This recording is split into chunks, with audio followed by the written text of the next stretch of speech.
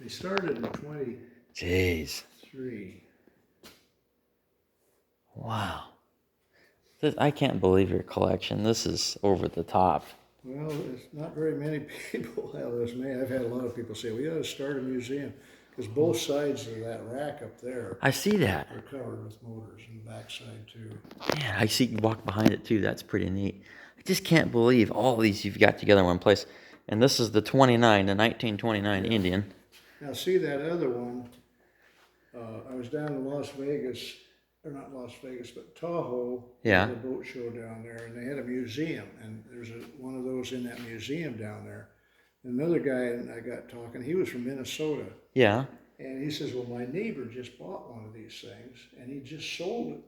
I said, what's the deal? He said, well, he had to pay $5,000 for it.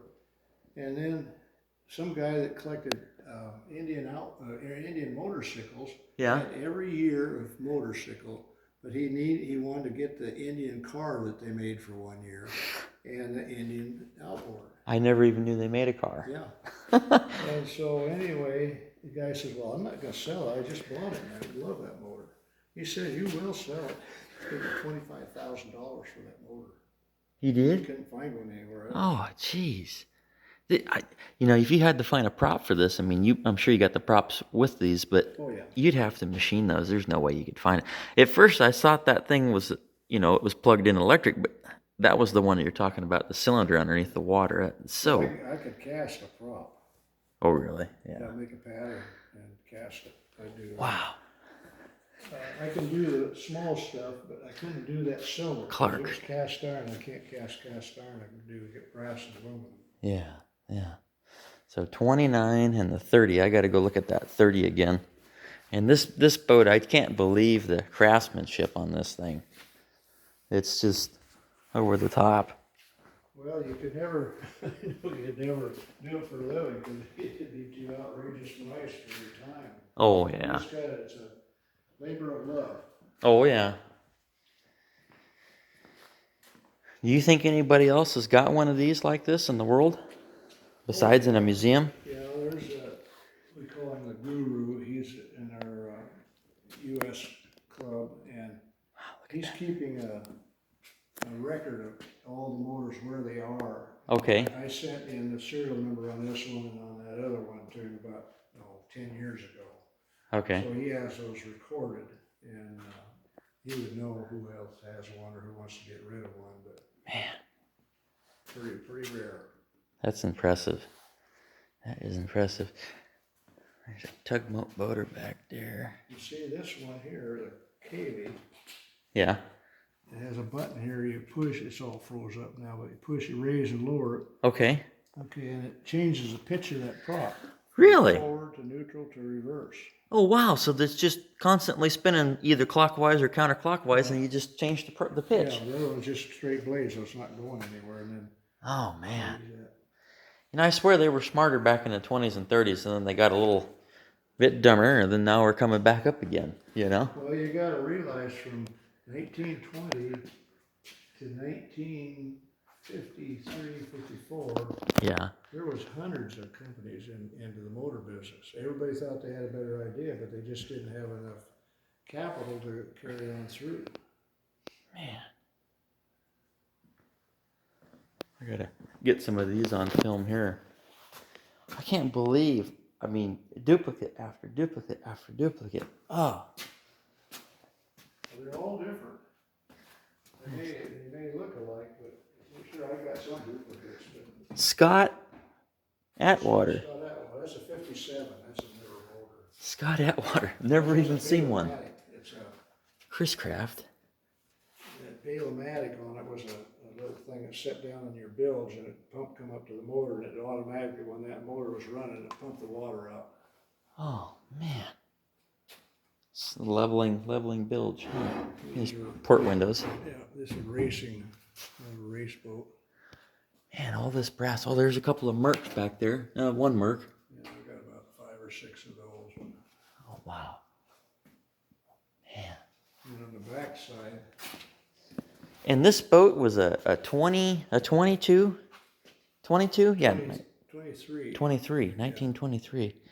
Jeez, and it's still Still there.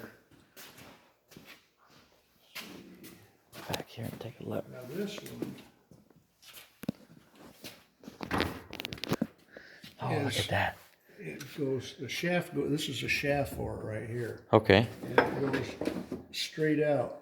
You see those guys down south with those, alligator boats and the motors there, but the shaft goes straight out so they don't get hung up. Oh, yeah. Well, that's what Kaylee did. Okay. But I've got this is a tank for it set up on top.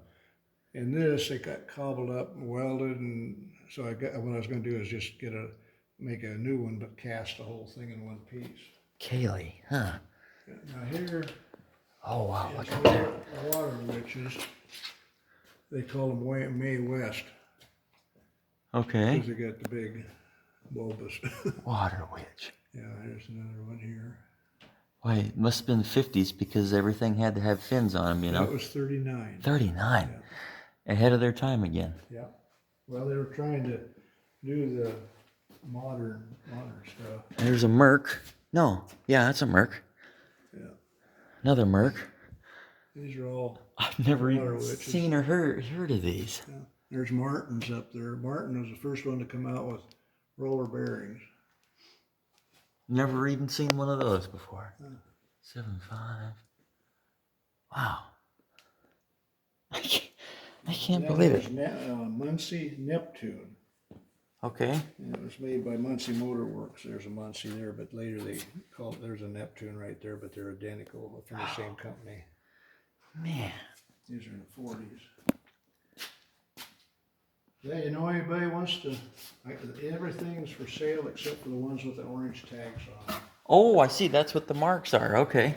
We got to take another look at this Indian again, but no, Doug, the problem is I've never even known some of these brands and manufacturers existed, and if I didn't know, I wouldn't know who would buy, who would be interested, and oh man, we got to look at this boat again. I when you first opened that door, this thing caught my eye. Yeah, I had it at the boat show a couple of years.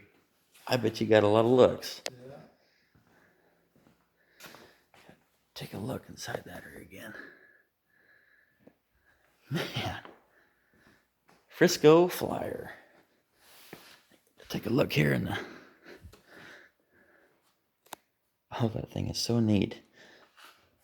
What's under this cover? Does this actually... That's where the gas tank is. Oh, wow, okay. Put a brand new gas tank in it. The other one was all corroded out. Oh, wow. To get that thing on film, too. Man, I can't believe all the brass around here. Everything has got brass on it. It's brass thread. That's back when they could afford it. Yeah, you're right. Yeah. People wouldn't know what to do with brass these days. This is an old original Evinrude box. I got the motor that goes with it. Oh, really? Oh. Man. Well, when I walked back there and I saw those ones with the holes in them, I thought, what in the world? The first thing I thought was, they look heavy for flywheel weight, Yeah. But, they call those coffee grinders. Coffee grinders. Knuckle busters. Oh. Man. Boy. You see what I'm saying? I got to reduce my collection. Well, yeah, I suppose, but I didn't know you had so many. I've got a whole bunch of posters from boat shows. Yeah. And I had them all lined along